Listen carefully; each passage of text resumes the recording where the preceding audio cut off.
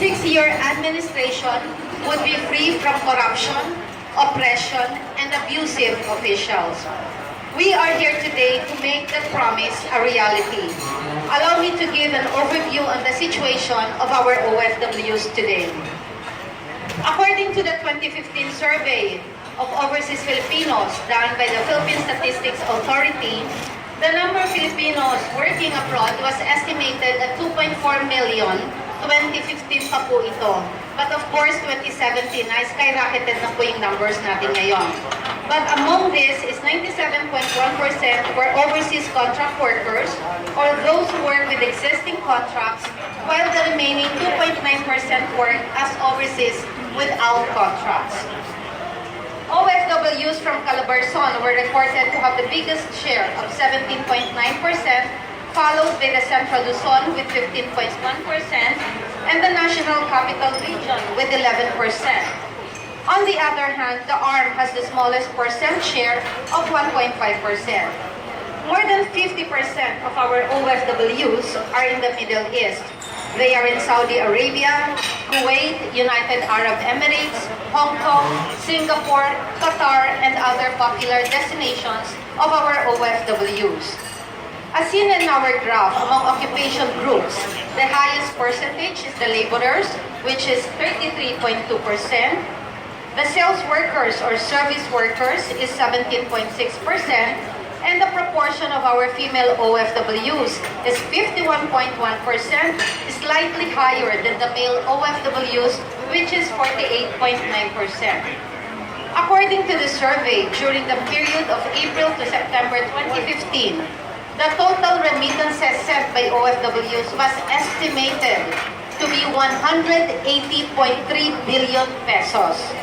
This included cash sent home, which is 135 billion pesos, cash brought home, 37.3 billion pesos, and remittances in kind, which is 7.4 billion pesos. However, in these figures, there's always the dark side.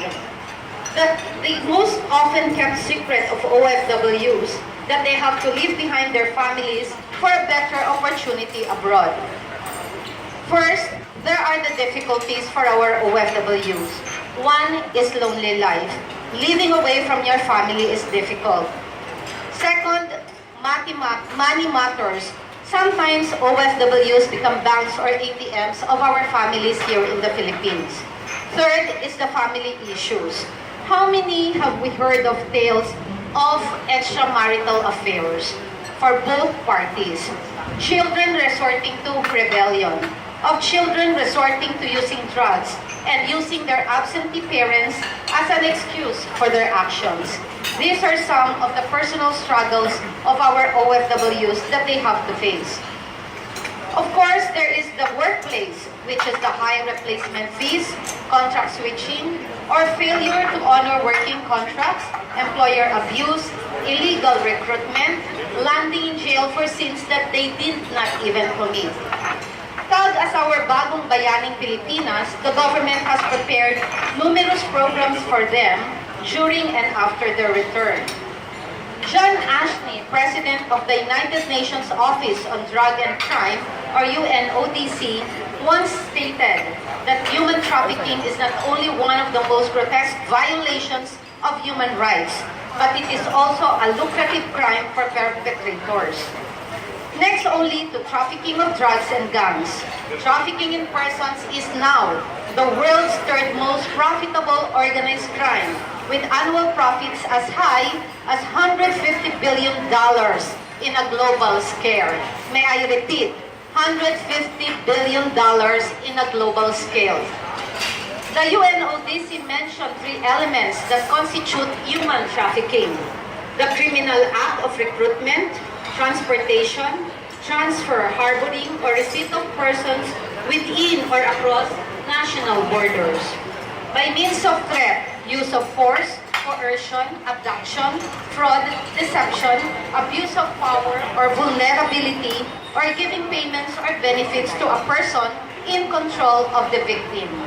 The purpose of exploitation, which includes at a minimum exploiting the prostitution of others, other forms of sexual exploitation, forced labor or services, slavery, and removal of organs. Although there are also male victims, the female victim still compose the majority of the scale. According to the U.S. State Department Human Rights Report, 400,000 women are being trafficked in the Philippines annually. Meanwhile, all over the world, over 10 million Filipino men and children are subjected to sex trafficking and forced labor according to the research done by the U.S. government in 2014. The most common destinations are Malaysia, Singapore, Hong Kong, China, Japan, Saudi Arabia, UAE, Qatar, Kuwait, and of course, this is according to the 2013 Trafficking Persons Report by the U.S. Department of State.